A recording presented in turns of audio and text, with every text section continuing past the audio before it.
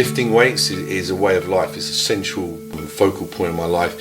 You know, I don't want to sound cliche or you know, cheesy or anything like that, but really, if I did not have weight training, I'm sure I would have certain issues that I need to deal with in another way. In other words, weight training really is like a therapy for me. For me, weights is, I have to do it. It's a good way to prevent stress. There's that feeling of satisfaction of lifting a heavy weight, you know, a personal best maybe, just a great set where you get that feeling, the endorphins rush, muscle pump. All of those things are real, you know, daily, you can get that daily feeling of accomplishment just by going to the gym. So for me, it's a real big thing in my life to have that there.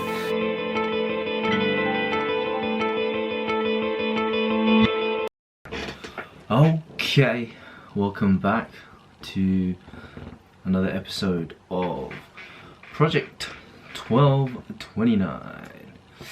And yeah, it's been about 2 weeks since we last spoke. Yeah, I'm now 7 weeks out. 7 weeks out? 7 weeks in to prep, and yeah, time seems to be flying. It doesn't really seem like I've been dieting for 7 weeks. It's been pretty smooth sailing so far. Not sure if I look any leaner, but you know, I feel a little bit leaner. It's not been that difficult so far, nothing too intrusive. The last 2 weeks, however, have been slow in terms of progress. I've only lost around 0.5 of a kilo, as you can see from these videos. I do feel like I am visibly leaner, so you know, I'm not too worried here, but to keep up with the trajectory that we planned, I still need to get within that striking distance of 82. Some changes have been made just to push up the rate of loss. Calories are going to remain the same right now, but it's mainly the refeeds that's been dropped. So that's been dropped just down to once each week. So before I was having the 2 back-to-back refeeds, and it just means that days that I'm going to be kind of quote-unquote low are just extended, so it's 6 rather than the 5 days previously.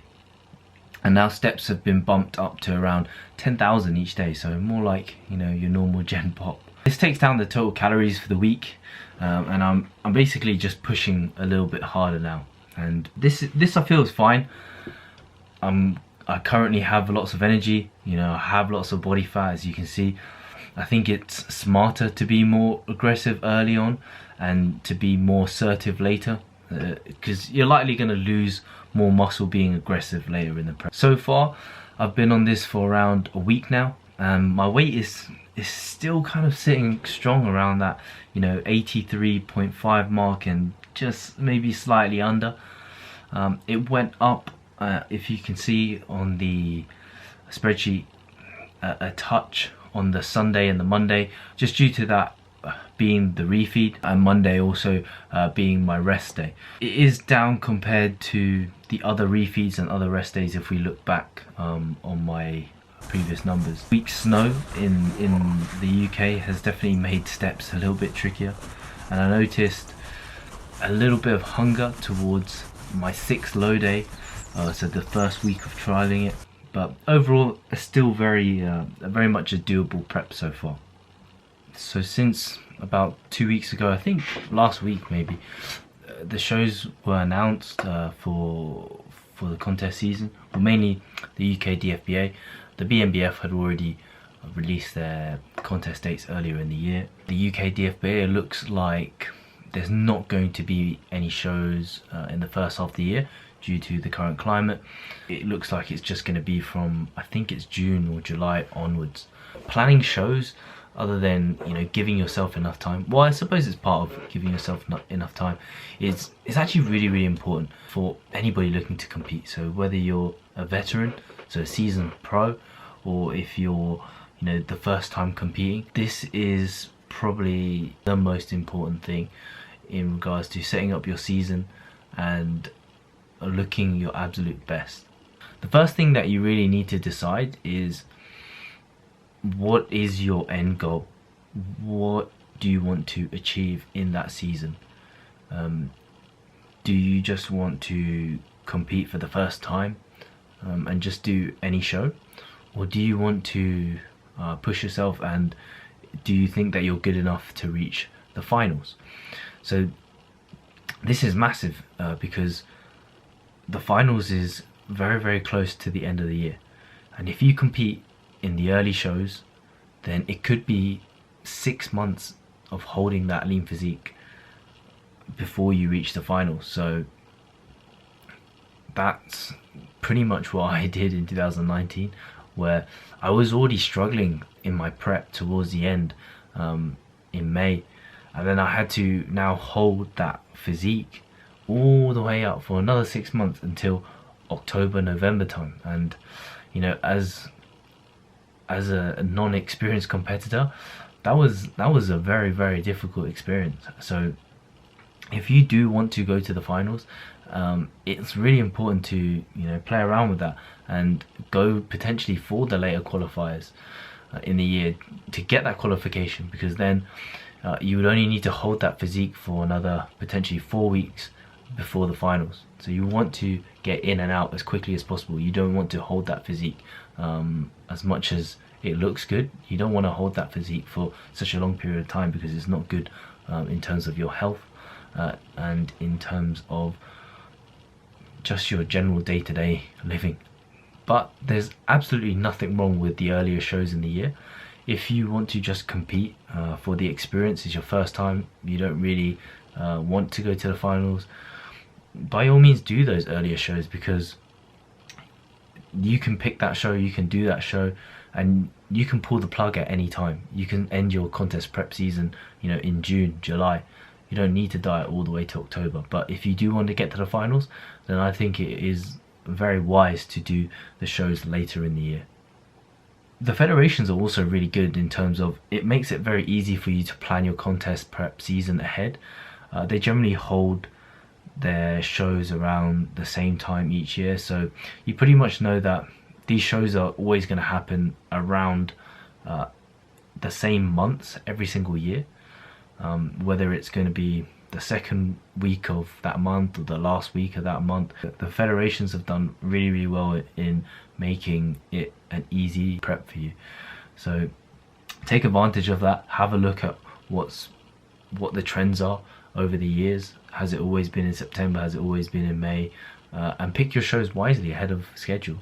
After you've decided which show that you want to do, it's now really, really important to give yourself enough time to get into shape for that show. Don't pick a show when you're like, you know, 12 weeks out and think, okay, I'm going to do this show now, you know, because that's not going to work.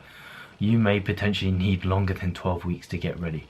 You know, seek help early if you're unsure of how to get there.